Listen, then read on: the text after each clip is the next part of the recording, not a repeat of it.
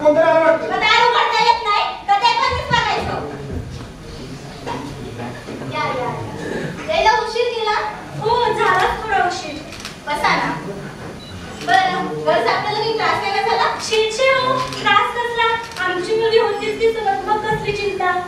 हे मात्र खरंच. अहो काय ग? ऐकलत का? अहो ना. पाहुणे आले. चहा पाण्याचं बघा जरा. हो बघतो. नवरा मुलगा कुठे दिसत नाहीये? अहो आत आहे. तयारी करतो.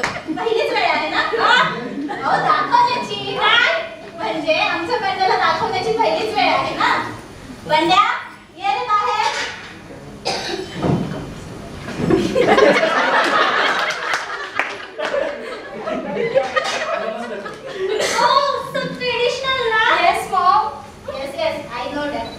आपले संस्कार ते जपले पाहिजे. बरं ते सगळं जाऊन द्या. आमचं घर बघून घेऊया का? हो चालेल. चला असंही आमचं मुलगा तुमच्याच घरी जायचंय पण एकदा घर बघून घ्या. अरे उभा का बस का? नाही मी इथंच बरं.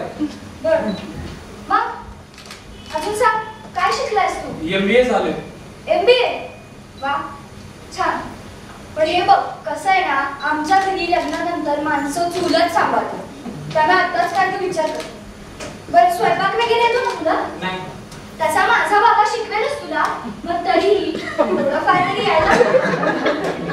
तर लग्नानंतर माझ्या आई वडिलांना तुला प्रेमाने सांभाळावं लागेल. कारण तसेही तुझे आई बाबा होतीलच किती नाही का? बरं आणखी सांग तुला काही विचारायचं आहे मला? सांगतो आणि विचारतो सुद्धा. तू म्हटलीस की मला चूल सांभाळायला लागेल. हो. घरकाम करायला लागेल. हो. एक काम कर ना.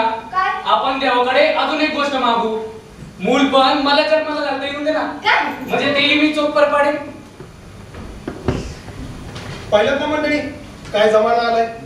मुलांची बरोबरी करण्याच्या नादात तुम्ही तुमचं स्त्रीत्व पण गमावताय. हे तुमच्या लक्षात येत नाही.